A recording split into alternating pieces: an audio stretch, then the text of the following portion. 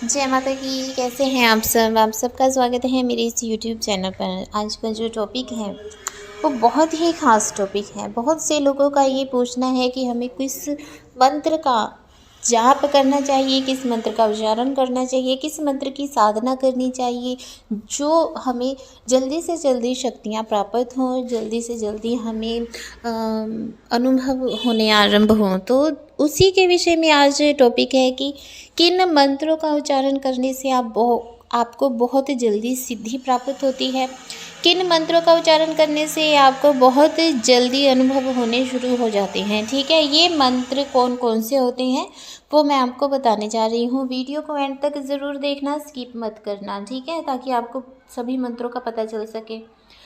और साथ ही अगर आप मेरे चैनल पर नए हैं तो चैनल को सब्सक्राइब कीजिए, बेल आइकन दबाइए ताकि हमारे द्वारा अपलोड की गई हर वीडियो की नोटिफिकेशन आपको मिल सके। अगर आप अभिमंत्रित रुद्राक्ष माला, अभिमंत्रित स्फटिक माला, अभिमंत्रित श्री यंत्र, अभिमंत्रित हकीकी माला, कोई भी माला आप प्राप्त करना चाहते हैं या आप बिल्ली की जेर प्राप्त करना चाहते हैं तो आप हमारे व्हाट्सएप नंबर पर हमें संपर्क कर सकते हैं। तो चलिए बढ़ते हैं वीडियो में आगे। बहुत से लोग काफ़ी लंबे समय तक मंत्रों का उच्चारण करते रहते हैं। कोई बुक पढ़ रहे होते हैं, वहाँ से मंत्र ले लिया, या आप कोई वीडियो देख रहे होते हैं तो आपको कोई मंत्र अच्छा लगा, पसंद आ गया, हाँ ये छोटा मंत्र है, जल्दी सिद्ध हो जाएगा, आप उस मंत्र का जाप करना शुरू कर देते हैं। लेकिन होता क्या है, वो मंत्र जाप करते करते काफ़ी समय बीत जाता है लेकिन आपको अनुभव तक होने शुरू नहीं होते, है ना। आपको सिद्धि मिलना तो दूर की बात है, अनुभव होने भी शुरू नहीं होते हैं। आप उस मंत्र की साधना भी कर लेते हैं, 21 दिन 41 दिन उस मंत्र का जाप करते हैं, साल साल 2-2 साल उस मंत्र की आप पूरे नियमों के साथ उस मंत्र की साधना शुरू कर देते हैं, लेकिन फिर भी आपको ना ही कोई सिद्धि प्राप्त होती है, ना ही आपको अपने अंदर कोई ऊर्जा का समावेश समझ में नहीं आता भी हमारे अंदर कोई ऊर्जा है भी या नहीं, आपको कोई अनुभव नहीं होते। आपको स्वप्न के माध्यम से कोई शक्ति दर्शन नहीं दे रही है, आपको स्वप्न के माध्यम से कोई संकेत नहीं मिल रहा है ना। तो क्या कारण होता है? क्योंकि आपने देखिए मंत्र ही गलत चुन लिया, उस मंत्र का आपने चुनाव ही नहीं किया जिस मंत्र का चुनाव आपको करना चाहिए था। आप जब कहीं से भी मंत्र लेकर उसका जाप करना शुरू कर देते हैं, आपके दोस्त इस मंत्र का जाप कर रहा है तो मैं भी इस मंत्र का जाप कर लेता हूँ, तो आप उस मंत्र का जाप शुरू कर देते हैं। आपने वीडियो में देखा इस मंत्र से ये सिद्धि प्राप्त होती है, इतने दिनों में सिद्धि प्राप्त होती है, आप भी उस मंत्र का जाप करना शुरू कर देते हैं लेकिन सिद्धि आपको नहीं मिल पाती। इसका कारण क्या होता है? देखिए, इसका कारण केवल यही है कि आपको ये जो मंत्र है ना ही किसी शक्ति द्वारा प्राप्त हुआ है, ना ही किसी गुरु द्वारा प्राप्त हुआ है, ना ही ये मंत्र आपका पैतृक है। अगर आपको कहीं से भी कोई मंत्र उठाकर उसका जाप करने से सिद्धि मिल जाएगी तो गुरुओं की क्या आवश्यकता, फिर तो गुरुओं की ज़रूरत ही नहीं है। जब भी कोई मंत्र गुरु के मुख से निकलता है और आपके कानों तक पहुंचता है तो उसमें उस मंत्र में गुरु की शक्ति भी सम्मिलित होती है। गुरु ने उस मंत्र को सिद्ध कर लिया होता है, जब वो आपके कानों तक पहुंचता है तब उस सिद्ध किए हुए मंत्र में शक्ति कई गुना हजार बढ़ जाती है। तो ऐसे में जब आप उस मंत्र की साधना करते हैं या उस मंत्र का जाप निरंतर करना अपने जीवन में शुरू करते हैं तब आपको बहुत जल्दी अनुभव होने शुरू हो जाते हैं, क्योंकि वो मंत्र ना ही आपने कहीं वीडियो से देखकर शुरू किया है, ना ही आपने कहीं बुक से पढ़कर शुरू किया है, ना ही वो आपने किसी दोस्त मित्र कर रहा था तो आपने भी सुनकर करना शुरू कर दिया, ऐसा भी नहीं है। आपने किससे मंत्र लिया? गुरु से लिया, इसलिए वो मंत्र क्या कर रहा है? काम कर रहा है। इस बात को समझने का प्रयास कीजिए। ज़िंदगी में गुरु का बहुत महत्व है। अगर आपको गुरु के मुख से गुरु का नाम ही मिल जाए, अगर गुरु कहे कि तू मेरे नाम का ही सिमरन करी जा, बस तुझे कुछ करने की ज़रूरत नहीं है, तो यकीन मानिए कि अगर आप गुरु का नाम ही रट रहे हैं, दिन रात उन्हीं का उच्चारण कर रहे हैं, तब भी आपको वो सब सिद्धियां प्राप्त हो जाती हैं जो आपके गुरु के पास सिद्धियां हैं। दूसरा मंत्र कौन सा है? दूसरा वो मंत्र है जो आपको स्वप्न के माध्यम से किसी शक्ति के द्वारा प्राप्त हो गया।